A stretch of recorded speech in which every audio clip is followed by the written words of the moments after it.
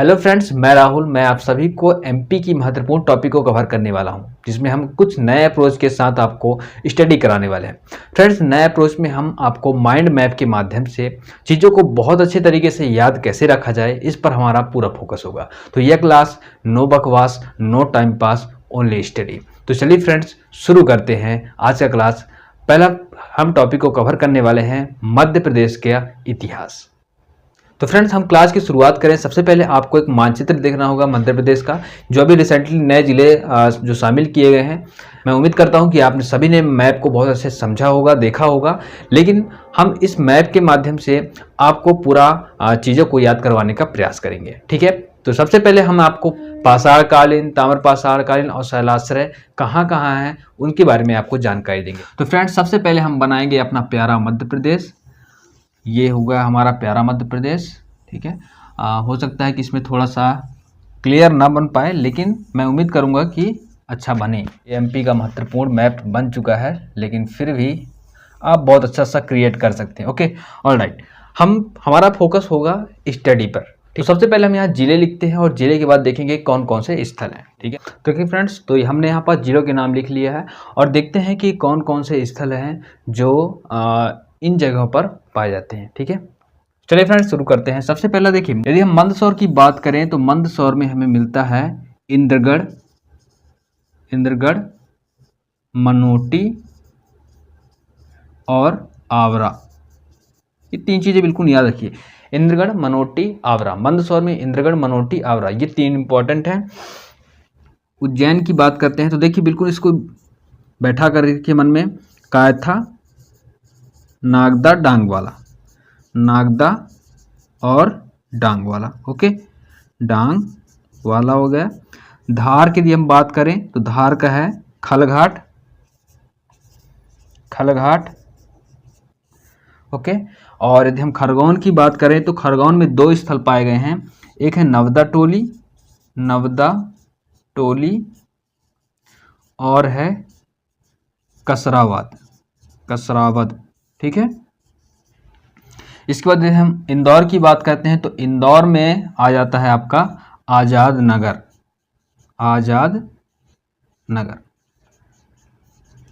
ठीक है। मुरैना की बात करें, शैलाश्रय मिलता है लीखी छाछ। ये शैलाश्रय है, मैं ऐसे लिखता हूँ शैला, ठीक है, और यहाँ पर बिंदी लगा देता हूँ, मतलब शैलाश्रय है। ग्वालियर में आपको मिलेगा पवाया,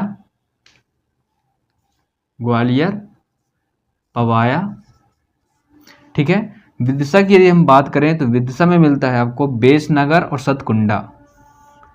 विदिशा में बेसनगर और सतकुंडा, ओके। सीहोर की बात करें तो सीहोर में आपको पता ही है, सीहोर में है दो चीजें। एक है तो यह है हथनोरा और सारो मारो, ठीक है।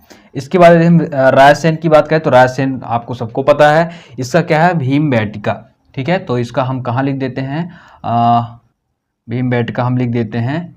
इसके आगे यहाँ पास लिख रहे हैं, देखिए ध्यान से, हम यहाँ पास लिख देते हैं भीमबेटका, ओके, भीमबेटका। नर्मदापुरम में कई सारे हैं, तो यहाँ पास ध्यान रखना, मैं यहीं से लिखना शुरू कर देता हूँ, ठीक है, क्योंकि नीचे जगह नहीं है। तो सबसे पहले यहाँ पास हम लिखते हैं महादेव, ओके, माड़ा की गुफा, खेड़ी नामा, मामा भांजा शैलाश्रय, ठीक है, मामा भांजा शैलाश्रय है। और एक, ठीक है, और एक महत्वपूर्ण है आदमगढ़, ठीक है। सिवनी की यदि हम बात करें तो सिवनी में मिलता है हमें सिवनी का है बूढ़ी माई शैलाश्रय, ओके, बूढ़ी माई शैलाश्रय हो गया। सागर की यदि हम बात करें तो सागर में आपको पता है एरण, ओके। दमोह का क्या है हटा, पन्ना का क्या है हाथी डोल शैलाश्रय है, ठीक है। सतना की बात करें तो सतना का भरहुत और रीवा का त्योथर। तो यहाँ मैं त्योथर लिख देता हूँ, त्योथर, और सतना का मैं लिख देता हूँ यहाँ पास भरहुत। ओके।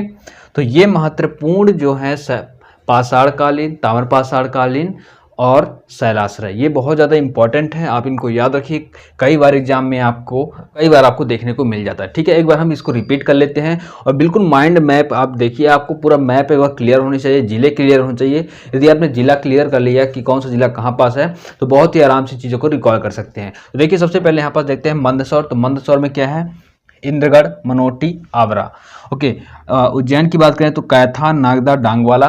धार में खलघाट है, और इसके बाद खरगोन में कसराबाद और आपका नवदा टोली हो जाएगा। इंदौर में आजाद नगर हो जाएगा। सीहोर में क्या है? हथनोरा, सारो मारो। ये भी क्या है? सारो मारो क्या है? एक शैलाश्रय है। ओके, ठीक है।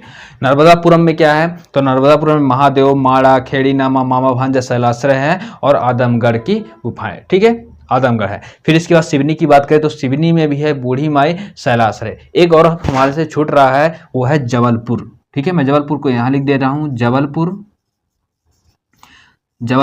ठीक है, जबलपुर में यदि हम बात करते हैं तो जबलपुर की यदि हम बात करें तो यहाँ पास हो जाएगा लम्हेटा,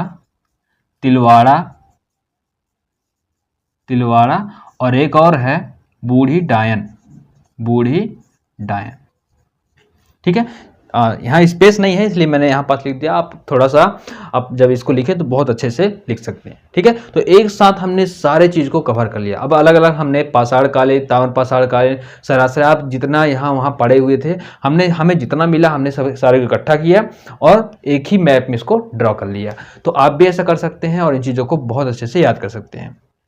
ठीक है, आगे चलते हैं। तो रीवा क्या है? त्योथर। सतना का है भरहुत। पन्ना का है हाथीडोल शैलाश्रय है। दमोह का हटा। सागर का एरण है। ठीक है, फिर इसके बाद आते हैं मुरैना, तो लीखी छाछ शैलाश्रय है। ग्वालियर का पवाया है। बिरसा का है बेसनगर और सतकुंडा। दो चीजें याद रखना, बिरसा बेसनगर और सतकुंडा है। ओके। रायसेन का है भीमबेटका है। सीहोर का हथनोरा, सारो मारो शैलाश्रय। फिर वही चीज हम आ गए हैं। तो मैं उम्मीद करता हूं कि फ्रेंड्स ये चीज़ें आपको बहुत अच्छे से क्लियर होगा। आपकी स्क्रीन पर ये जो मैप मैंने यहाँ पर ड्रॉ किया है आपकी स्क्रीन पर दिख रहा होगा। तो फ्रेंड्स आपकी स्क्रीन पर जो मैप दिख रहा है आप इसका स्क्रीनशॉट ले लीजिए और अच्छे से आप अपने नोटबुक पर इसको ड्रॉ कर लीजिए। ठीक है, तो फ्रेंड्स ये आपने देखा आज के क्लास, और हम छोटा सा क्लास इसको रख रहे हैं। तो फ्रेंड्स हम नए अप्रोच के साथ आपको पढ़ाने वाले हैं, बिल्कुल भी रटना नहीं पड़ेगा, बस इसको समझना है, अपने माइंड में सेट करना है। एक दो बार मैप बनाइए, इसको लिखिए, याद हो जाएगा। तो एग्जाम में भी चीज़ें आपको जब भी आप आंख बंद करके देखेंगे एग्जाम में कि कौन सा स्थल कहाँ पास है, बिल्कुल भी क्लियर हो जाएगा। तो न इसमें रटने की दिक्कत, न ही आपको भूलने की समस्या। तो चलिए फ्रेंड्स, मैं उम्मीद करता हूँ कि ये वीडियो आपके लिए काफ़ी फायदेमंद होगा। मिलते हैं अगली क्लास में नए वीडियो के साथ। जय हिंद।